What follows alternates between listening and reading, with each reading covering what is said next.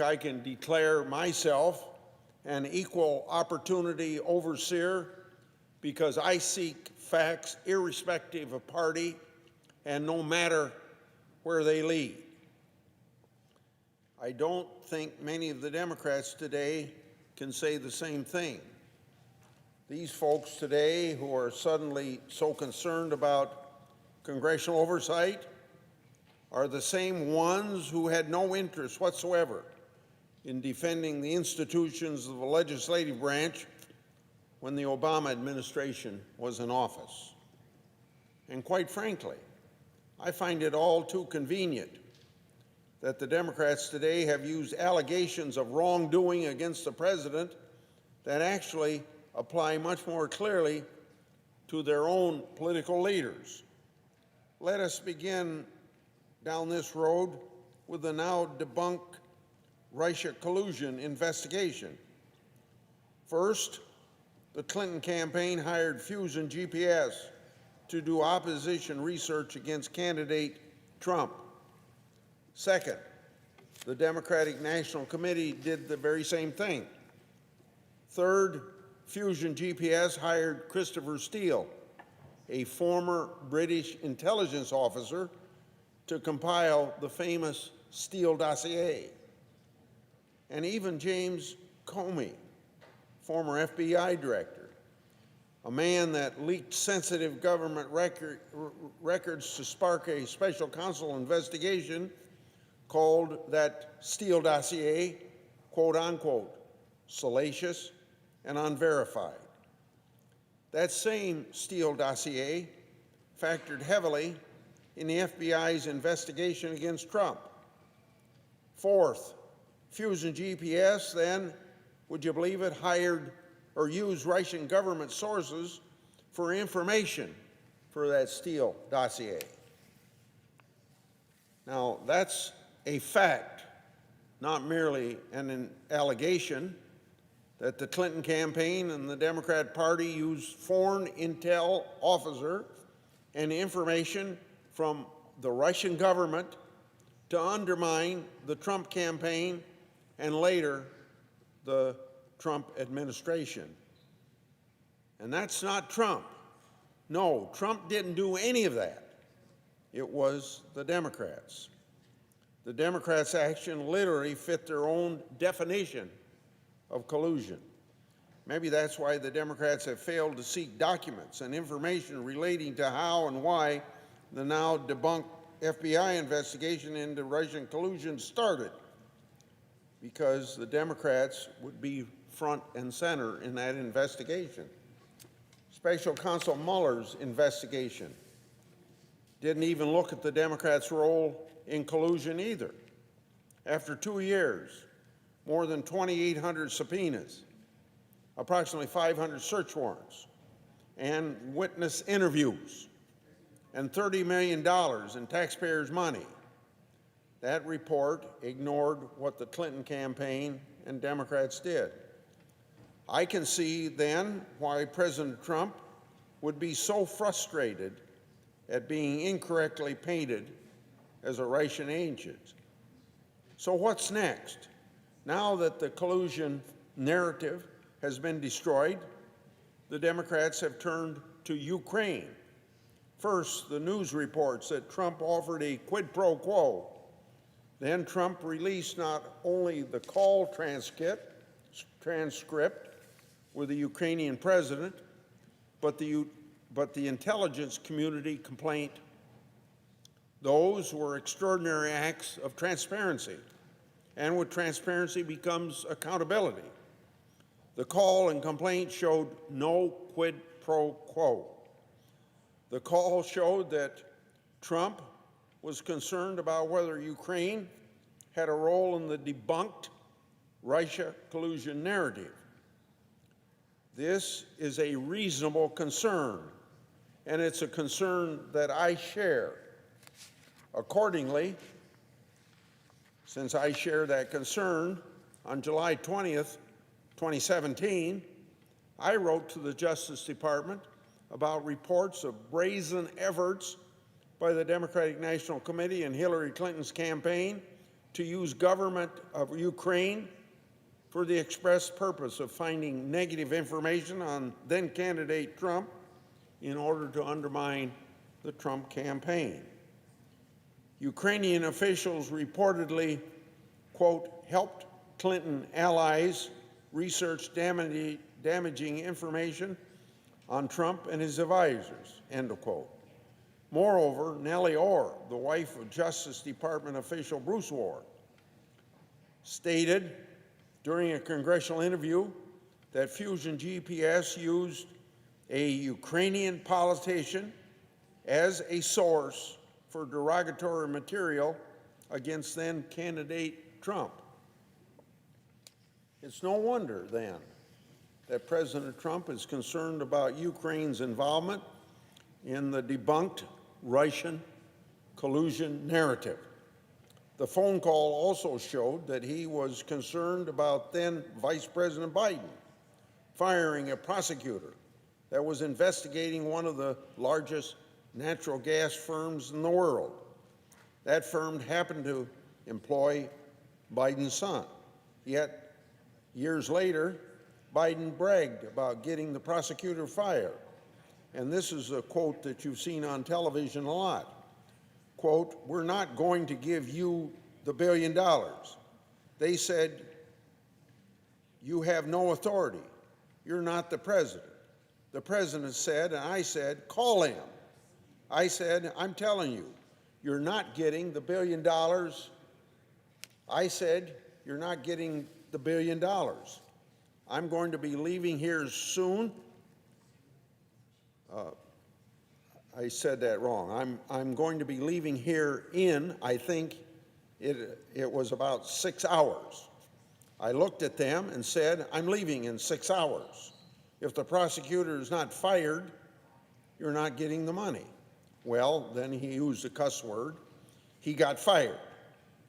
And they put in place someone who was solid at the time, end of quote. The Democrats have argued that Trump has tried to get the government of Ukraine to look into this matter to benefit his political campaign. Yet it doesn't sound like there's much concern from many on the other side of the aisle about what Biden claimed to have done. There's also another call transcript that I'd like to share. This one says the following, quote, we put some more ideas down to resolve the airport dispute that we have with British Airways, US Air, and American Airlines. Would you take another look at that and see if we can get it done? Further quoting, it's sort of a big deal here in a political season. It would be big over here to get this open sore resolved if you could have somebody take a look at it. End of quote. Well, that was President Bill Clinton asking for a political favor during the 2000 presidential election between Al Gore and George Bush. I don't hear any objection whatsoever from the Democrats about the substance of that call. Now, the Democrats have also accused the president of obstructing Congress. Here, too, I think they have selective memory. The Democrats in the Obama Justice Department didn't bat an eye when Clinton associates deleted records subject to congressional subpoena and preservation orders. In March of 2015, Secretary Clinton's attorneys had a conference call with Paul Gambetta, the man that helped manage Clinton's non-government server. After that call, he deleted Clinton's emails with BleachBit, a software program designed to prevent forensic recovery. Gambetta admitted that he lied to the FBI in his initial interview, and you know what? Got immunity from the FBI in exchange for agreeing to tell the truth. So the Obama administration gave immunity then to a person that deleted Clinton's emails after a call with her attorneys. To this day, to this very day, the FBI has yet to explain why they took that course of action. During the course of the FBI's investigation, it recovered thousands of work-related emails that were not turned over to the State Department by Secretary Clinton. The FBI also recovered work-related emails that Senator Clinton and her associates apparently deleted. All of this is very clear evidence of alienation of federal records, which happens to be a federal crime. What also troubles me about one aspect of the Clinton investigation is that the FBI agreed to limit the scope of her review to her time as Secretary of State. That eliminated potentially highly relevant emails before and after her tenure that could have shed light on why she operated a non-government server. It also eliminated emails around the time of that conference call that could have shown what exactly was intended by deleting those emails. That limitation of scope defies reason. And lastly, the FBI agreed to destroy records and laptops of Clinton's associates after reviewing them. That's an astonishing agreement in light of the fact that these records could have been relevant to an ongoing congressional inquiries that the FBI knew about. So, where were the Democrats when all of that happened? Where was their outrage at the potential obstruction of justice and obstruction of congressional oversight? Seems to me that if the Democrats want to be consistent, they'll have to address what was done and what was totally ignored in the Clinton investigation. Russia, Clinton, Ukraine.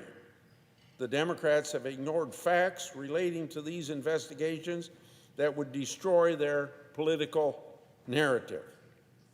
But facts matter, and the facts are not going to go away.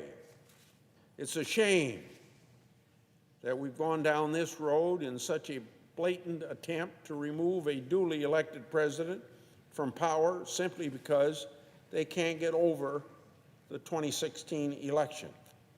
Instead of coming together to work for the American people and to pass trade deals and legislation that would lower drug costs for seniors, the Democrats choose to gin up false political controversies while ignoring the faults and involvements of their own political leaders. Get over yourselves. All of us will be footnotes to footnotes in history. It's the policies that we leave behind that will matter for future generations, not smear campaigns. I yield. Madam President. Senator from Ohio. Thank you, Madam President. I thank Senator Manchin, Senator Stabenow for joining us today. Also, Senator Baldwin and Senator Casey will come later to shine a light on the more than 1 million workers and retirees across this country who are on the verge of facing massive cuts to the pension they've earned. I want to thank the workers and retirees in Washington this week. You will see you'll see Teamsters and sheet metal workers and mine workers and carpenters and iron workers and others and bakery and confectionery workers walking the halls of Congress, retirees mostly who have earned this retirement, but because of inaction in this body, simply haven't had that retirement promise fulfilled.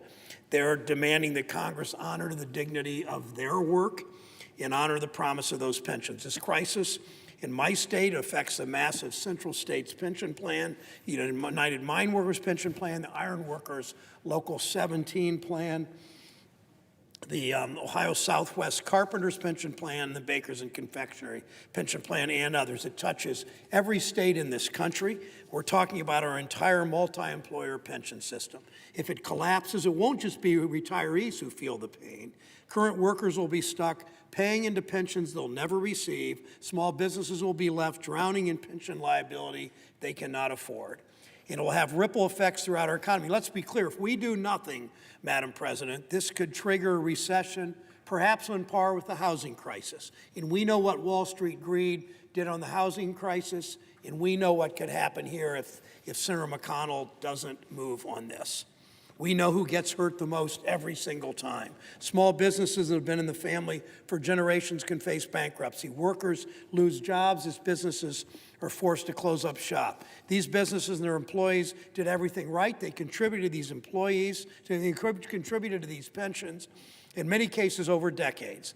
People in this town too often don't understand the whole point of collective bargaining, don't understand the collective bargaining process. People give up dollars today for the promise of a secure retirement with good health care and a pension. They give up dollars today with the promise of having a pension and health care. These workers' lives and livelihoods will be devastated if Congress doesn't do its job.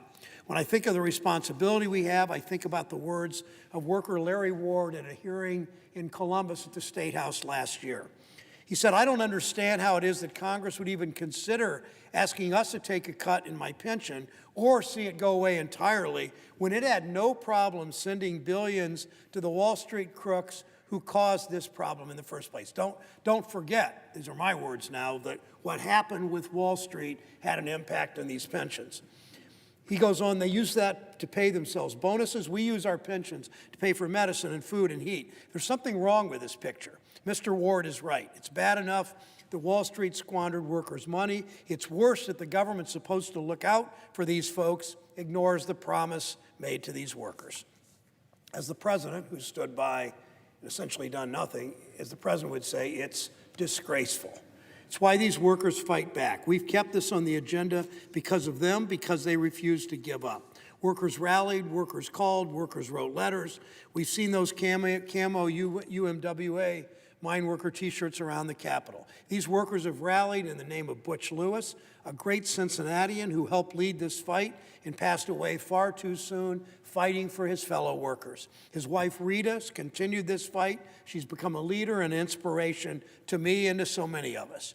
She told me retirees and workers struggling with this crisis feel like they're invisible. Well, they're not invisible to Senator Manchin. They're not invisible to Senator Stabenow. They're not invisible to me. I know they aren't invisible to my colleague, Senator Portman, who's put in months of work in good faith on this issue, on the committee and continuing this year. I know he's committed and I'm committed, and my colleagues on the floor today, again, Senator Manchin and Senator Stabenow and Senators Casey and Baldwin will be joining us. We're committed to these miners, to these Teamsters, to these workers, retirees, and small business. We're not giving up until we deliver on this. We're continuing to work for a bipartisan solution. It comes back, Madam President, to the dignity of work. When work has dignity, we honor the retirement security people earn. We respect collective bargaining. We know collective bargaining created a middle class. I urge my colleagues in this body, colleagues, everybody here has a good pension and good health care, paid for by taxpayers. I urge my colleagues in this body to think about those retired workers and the stress they're facing. Join us, let's pass a solution that honors their work and keeps our promise. Madam President, if you love this country, you fight for the people who make it work. I yield to Senator Manchin. Madam President. Senator from West Madam President, I Virginia. want to thank my colleague from Ohio, Senator Brown, Senator Stabenow, and Senator Casey, all those who feel as strongly as we do and have constituents in our state who really helped build this country to what it is today and deserve the respect that we give them and also the hard fight that we're going to make sure that we do for them. We're here today to bring attention to the issue of the American workers' pension. I want to thank you for allowing me to speak today in the ever-present issue that our retired workers face, the security of their pensions. My colleagues, I've come to the floor today to speak on behalf of some of America's hardest workers. It has been 285 days since I introduced the American Miners Act, which would protect miners' pension from becoming collateral during coal mine bankruptcies. This is something that should have been done. It's been on Leader McConnell's desk for quite some time. We could have taken care of this a few years ago. We got the health care done, but they split it apart and we weren't able to get the pensions. The miners rely on their hard-earned pensions in retirement that should be secured even if the coal companies file bankruptcy. We must act, and this cannot happen without bipartisan support. The coal miners, auto workers, Teamsters, steel workers, and every other worker that invests in their pension fund deserve to have stability and security in their retirement. The multi-employer pension system in the United States is in crisis. Approximately 130 multi-employer pension plans, including the UMWA, American 1974 Pension Plan, or Pension Fund, are expected to become insolvent in the next few years. The Miner Pension Fund alone, a critical plan which covers 82,000 retired miners, 25,000 of those in West Virginia, and 20,000 full-vested current workers, is projected to become insolvent by 2022. Now remember that date, 2022. But there's a catch to that. We have one major coal company, one major coal producer in the United States is on the fringe of bankruptcy as I speak to you today. If they fall into bankruptcy, this whole pension plan for the miners becomes in turmoil. By September 2020, within a year from now, the coal miners could see drastic cuts to their benefits if we don't act. If the UMWA pension fund becomes insolvent, it's going to be a snowball effect, an absolute snowball for the central pensions. If that happens, that it's been said that the recession of 2007 and 2008 will be a blip on the radar screen compared to what this will do to our economy nationwide. And the companies are going to walk away scot-free. It is unacceptable that some of our hardest workers have to beg for the money that they put into the pension fund over years and years of hard work. But this is not only coal miners' pension, it's bringing attention to all the pension plans in America. Everyone deserves to have stability in their retirement, especially those who have paid into pension plans for decades. This fight is for each and every one of them. To be clear, be very clear, pension is not given. You just don't go to work and say, we're going to give you a pension. That's going to be figured into your pay. And it'll be deducted from your pay for you as the employee to pay part, and then the employer is supposed to match. Someone's putting money, someone's taking money from someone's paycheck they didn't take home, and they're putting it, hopefully, into a safe place or a safe investment. Well, how can that be that when they go bankrupt, they lose everything? Who gets it? Who walks away with their money? That's what we're talking about. It's a funding set aside from the employee's paycheck through the career, and it's matched by their employer. Workers invest their pensions, they take cut and pay over time to ensure that they have security retirement. So rather than taking money home to their families, they said, this will be fine. 20 years from now, 25 years from now, 30 years from now, I'll have something that I can rely on. That'll be basically stability for my family. So it's truly their money we're talking about. The law of the land, the law of this great country allows companies to not pay their former employees hard-earned pensions when they go bankrupt. They're not said, okay, if you're going to declare bankruptcy, the first thing you got to do is pay the employees. Pay the people that put the money in. Make sure they get their money. That's all. And then we can work out the rest. But no, we don't do it that way. Their CEOs receive bonuses. At the bankruptcy hearings, they'll get a bonus. All of the financial institutions get taken care of first. There's nothing left for the employee. For the person that basically it's their money, it's gone. Somebody else got it. It just doesn't make any sense at all, and it's not who we are as a great country. How the laws have evolved into that makes no sense whatsoever, unless there was just pure, unadulterated American greed that allowed this to happen. And we've got to reverse it. It's the law of the land, and guess what? We're the lawmakers of the land. We're the ones that can change this.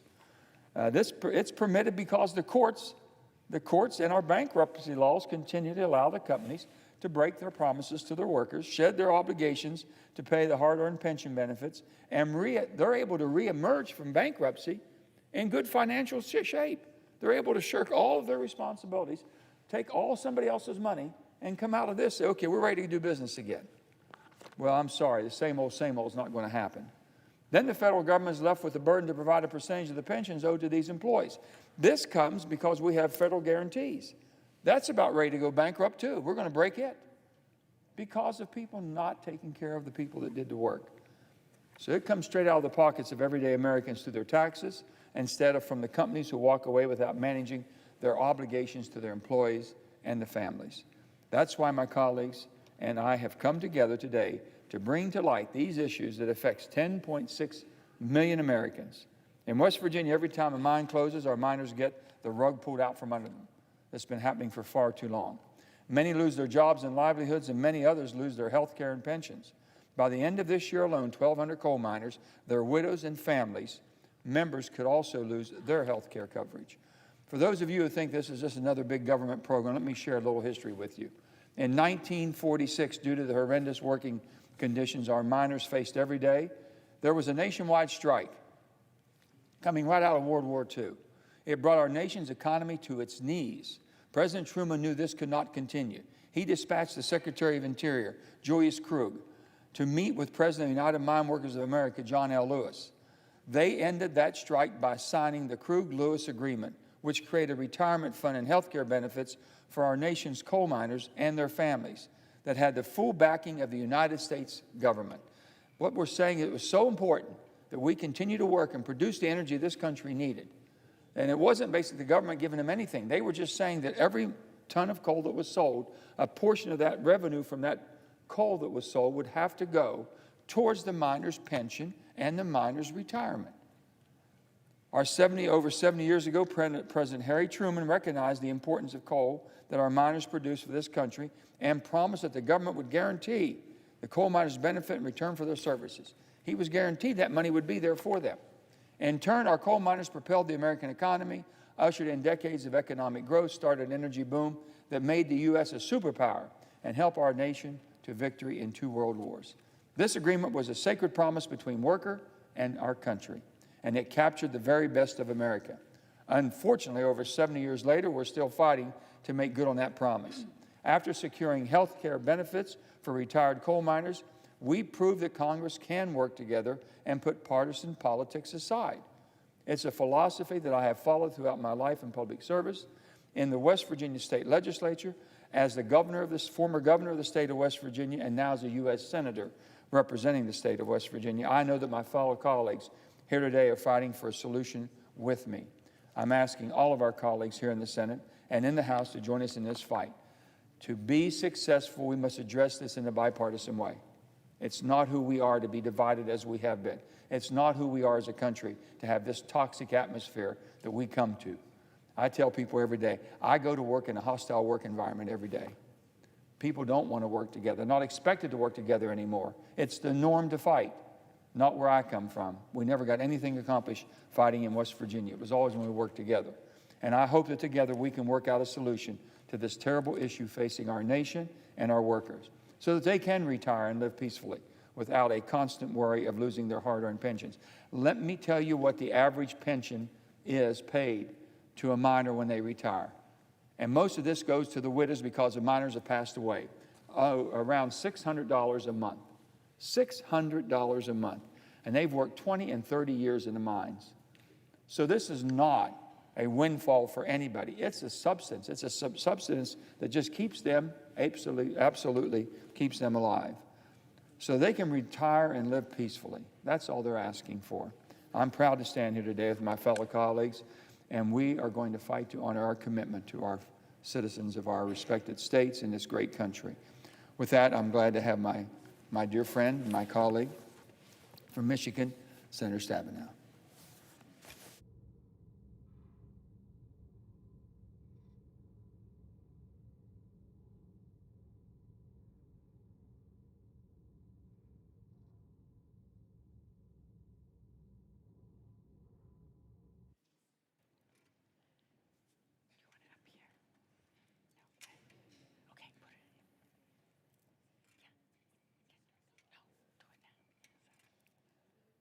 Mr. President. The senator from Michigan. Thank you, Mr. President. First, I want to thank my colleague. Looking around here, I think he stepped to the back. No one has been a better champion for our miners and their families than Senator Joe Manchin. He brings to us every single day the needs of our coal miners, the people who have literally fueled a generation and beyond of our economy. And I want to thank Senator Manchin for your leadership, and also thank Senator Brown for his leadership as well. The two of them together are leading our efforts, and I'm proud to be joining with them to focus on an issue that is hurting working men and women across Michigan and across the country, and one that, quite frankly, Mr. President, I can't believe that in the United States Senate we're having to actually talk about why people should get the pension that they have paid into their whole life. The fact that we even have to have this as an issue, the fact that we are having to fight to get attention of the majority leader and the majority in the Senate to actually bring up legislation to help people get the pension they have paid into their whole life, their whole working life. You know, this ought to be a given. We used to think it was, and it's wrong that it's not today. For generations, millions of working people built better lives for themselves and their families with jobs that provided more than just a paycheck. Folks worked hard. They worked really hard. In exchange for a job well done, they could count on basic benefits, including health care and a secure retirement coming through a pension that they paid into while they were working. These workers didn't just build their own families, they literally built the middle class. I can tell you, coming from Michigan, that's exactly what happened. They built our economy, they built our American way of life, and they just assumed that America would keep its promises, that the companies would keep their promises, that our laws would be set up in a way that they could trust their work, the money they were putting into a pension, and that retirement security would be there for themselves and their families. And I don't think that's too much to ask. Many of these coal miners, truck drivers, construction workers, auto workers, others gave up raises, as my colleagues have already talked about, pay raises in exchange for retirement security. So they would negotiate and they would say, well, rather than get that money now in my paycheck, I want to put it into my retirement so that I know it's there for myself and my family going forward. And you know what? They held up their end of the bargain. Unfortunately, for too many, that bargain is now crumbling. Imagine what it would be like to have to cut your family budget 50% or 60% or even 70% and still get the bills paid and keep food on the table. I talked to a gentleman from Michigan, John, who lives in Monroe, who doesn't have to imagine that because he and his family are now living that every day. John is a retired diesel mechanic whose pension benefits were slashed 72%. Imagine if any one of us, our incomes were slashed 72%. And that started for him a year ago in January 2018. The past 2 years have been a tremendous hardship, as you can only imagine, for him and for his family. They've been using their savings, as he said to me, to pay the bills for the past 2 years. They've cut everything non-essential, even now into essentials in their budget. And John and his wife, Kathy, used to be able to help out their children, including a son who's disabled, but they no longer have the means to do that. And that's something that is really devastating for them. John said this: the mental strain and anxiety we are enduring because of the loss of a guaranteed income has become increasingly difficult. Kathy added that it's hard for people to understand what it's like to live on just 1/4 of the income that you used to have. And Kathy and John aren't alone. That's why we're here on the floor. That's why we are asking, demanding action be taken on their behalf. Between 1 million and 1.5 million American workers and retirees are in pension plans that are at serious risk of becoming insolvent within the next 20 years. And by the end of this year, as Senator Manchin said, more than 1,200 coal miners and their family members could also lose their health care coverage. These hardworking Americans deserve better. They deserve better than this. But right now, they're just waiting and waiting and waiting for the United States Senate to act, for the Senate Majority Leader and the Republican majority to decide that it's important to act on their behalf. It's now been 83 days since the House of Representatives passed the Rehabilitation for Multi-Employer Pensions Act. 83 days. We've had plenty of time to take this up on the Senate floor. Plenty of time to take it up.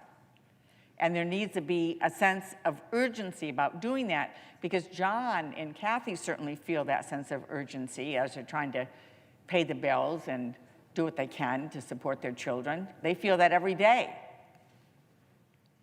Now, this bill is the companion legislation to what we have called the Butch-Lewis Act.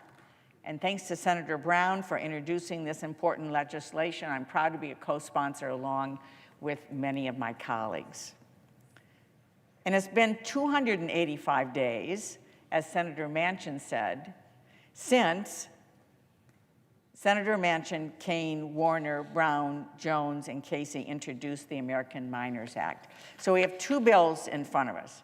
One that's been held up now for 285 days, one that's been held up for 83 days, and we need to have action. The Minors Act secures retired minors' pensions and saves their health care benefits. It is past time for Senate Majority Leader McConnell to stop stalling and to take action on behalf of folks who did nothing more than work their whole lives, create the middle class of this country, and believe their country and believe the companies when they said if they paid into a pension, it would be there. Hardworking American families have been waiting way too long. Mr. President, I've always believed that a pension was a promise. It's just plain and simple. It's a promise, and it's a promise that deserves to be kept. People like John, who worked hard to earn their retirement benefits, shouldn't have to worry about paying the power bill, putting food on the table, keeping their homes. They should know that the pension, their pension, will be there for them. The pension they paid into all the time they were working, that will be there for him. They earned it over a lifetime of work.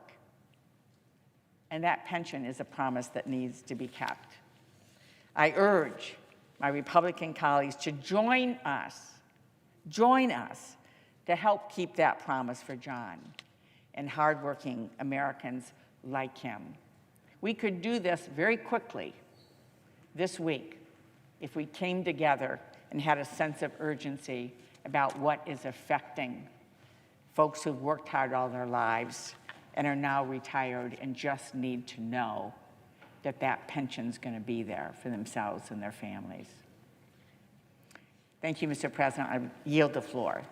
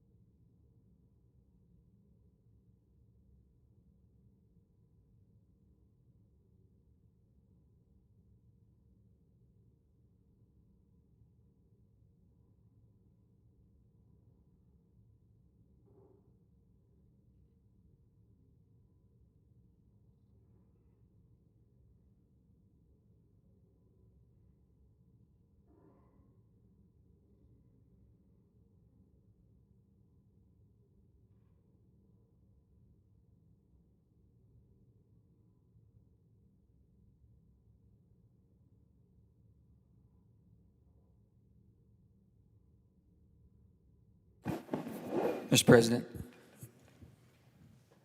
Oh, the senator from West Virginia. we're not in quorum call, right? No, we're doing it. Okay. Mr. President, as if in legislative session, I ask unanimous consent the Finance Committee be discharged from further consideration of Senate Bill 27, which is the Minors Protection Act. The Senate proceed to its immediate consideration on the bill be considered read a third time and passed, and the motion to reconsider be considered, made, and laid upon the table with no intervening action or debate. Is there objection? Mr. President, The senator from Iowa. reserving the right to object, and let me give a short explanation of where I'm coming from. The issue facing minor pension plans are of critical importance, but I have to tell my colleagues, so are the issues facing a large number of multi-employer plans. And I just mentioned one of the biggest ones of concern is the Central States pension plan. Since last year, the Finance Committee has been working on a bipartisan basis to address the issues facing the multi-employer system. We're nearing completion of a comprehensive proposal that will include financial assistance to the critical and declining multi-employer pension plans and provide a long-term solvency to these plans and also to the longer-term solvency of the Pension Benefit Guaranty Corporation, or as we know it around here, by the PBGC. That proposal will include financial relief for miners and mining companies, because the situation with the miners' pension should be handled in the context of these broader multi-employer plan reforms. I must say, because Senator from West Virginia is a person I work with very often, and like personally, I must object to this, to take the course of action of dealing with this in a larger context than just for minor pensions. So I object. Mr. President. Objection is heard. Mr. President. Senator from West Virginia. If I could respond very quickly to my dear friend from Iowa. Senator, my reason for my request as far as being urgent, we're on the cusp of one major coal company going bankrupt as we speak right now. They're out there trying to restructure, but if they declare bankruptcy, our timetable on our miners' pension moves from 2022 to 2020.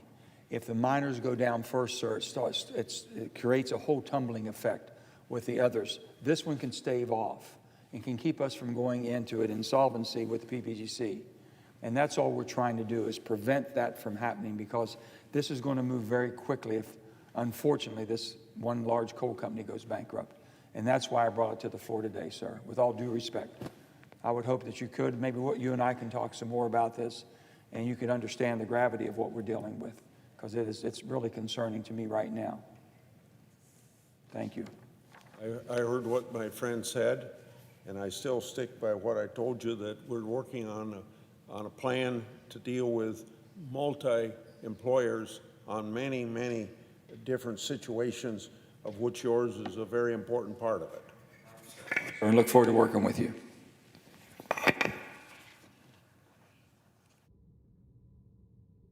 The senator from Wisconsin.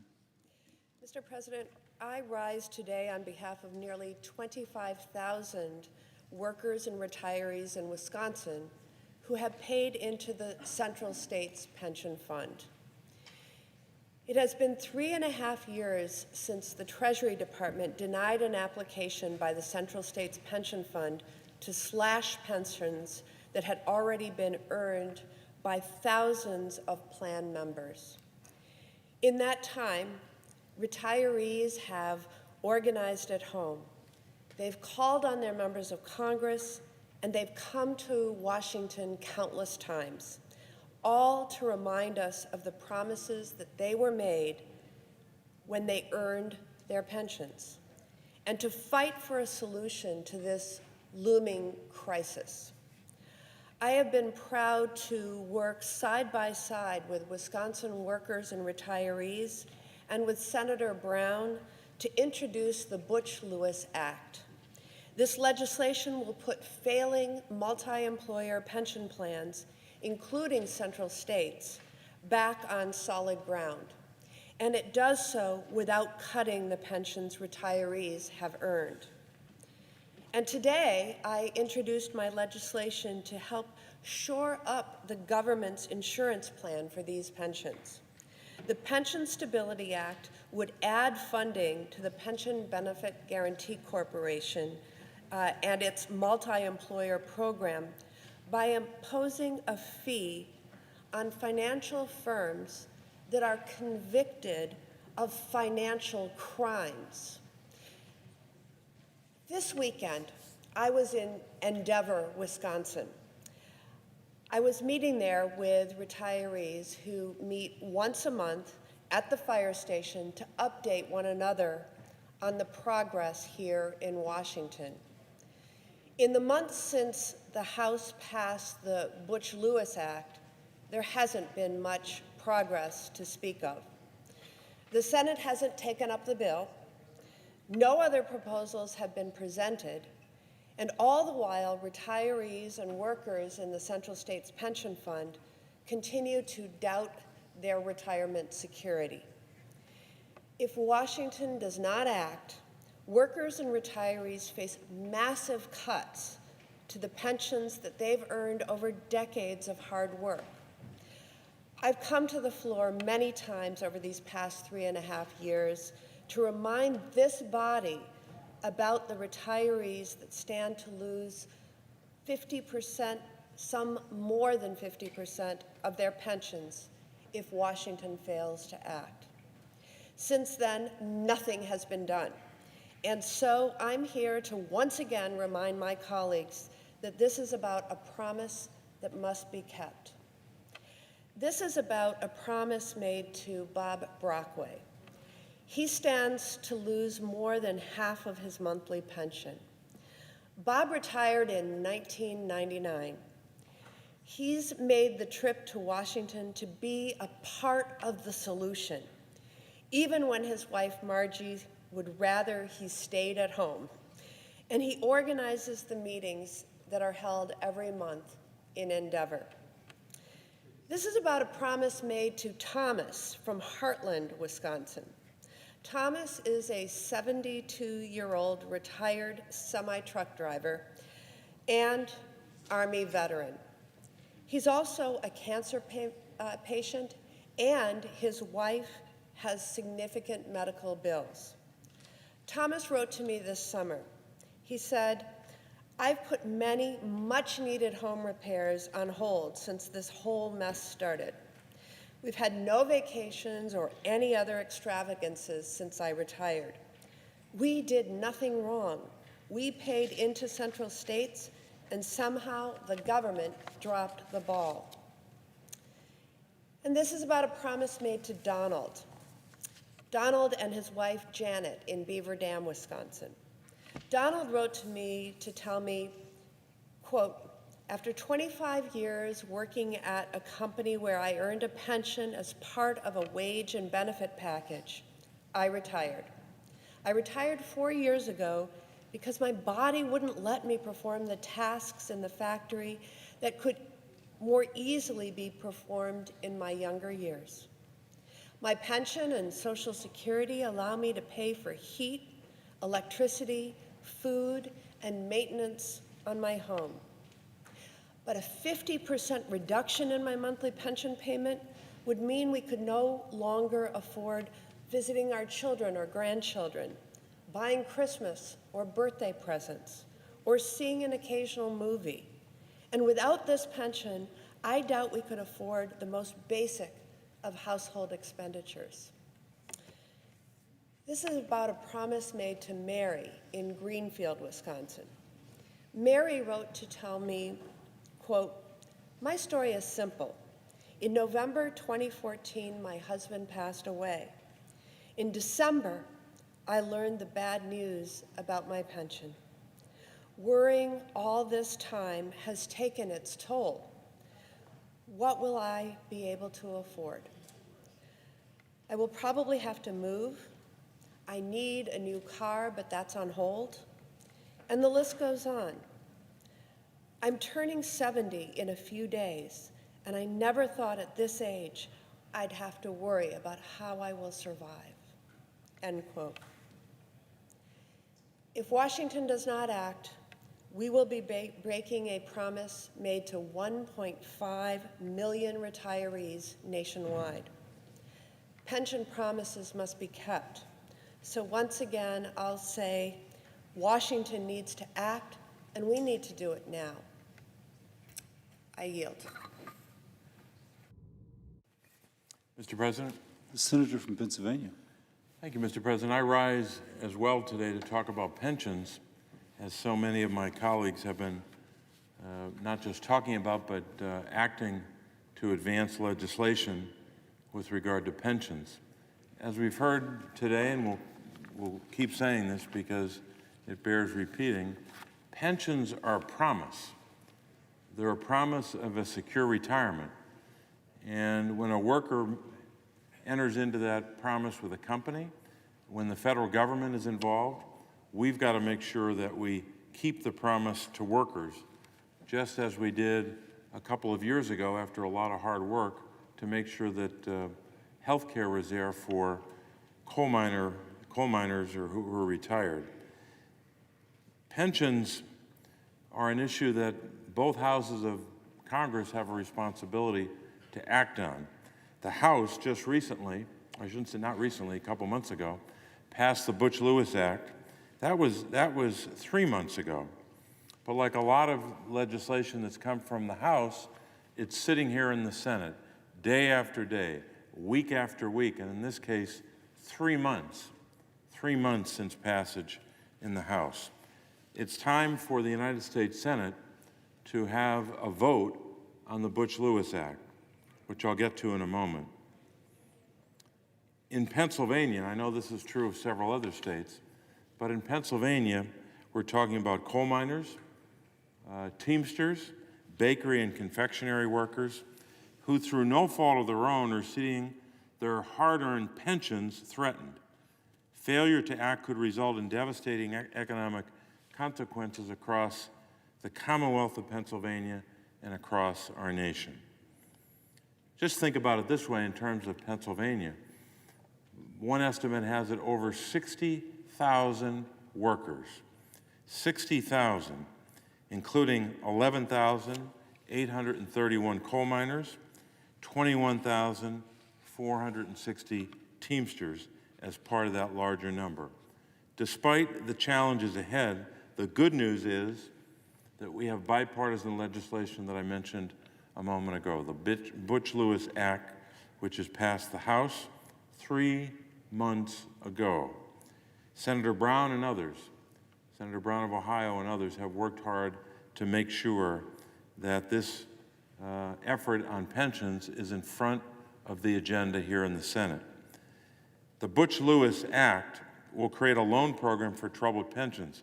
It's a common sense solution that brings the public sector and the private sector together to address this looming crisis for workers. We must also pass legislation so we can address coal miner health care and coal miner pensions. Senator Manchin from West Virginia has shown great leadership in this process over many years. And we also owe thanks to the members of the United States Senate Democratic Caucus, many of whom, or I should say few if any, have coal miners in their states. But because of concerted effort in the Democratic Caucus, we have made coal miners and their health care in retirement and their pensions a priority. Those Democratic senators stood with senators like me from states that have a large number of retired coal miners because it's the right thing to do. Those Democratic senators know it's the right thing to do, and some Republican senators do as well. It's the right thing to do because, as I started with, pensions are a promise, and we've got to make sure that we keep our promise to those workers. Thousands of Pennsylvania families are counting on us, and many more thousands of American families across the board outside of Pennsylvania are counting on us to keep our promise on pensions and to make sure that we'll continue to fight until that promise is kept to our workers and to their families. Mr. President, I would yield the floor and note the absence of a quorum. And the clerk should call the roll. Mr. Alexander.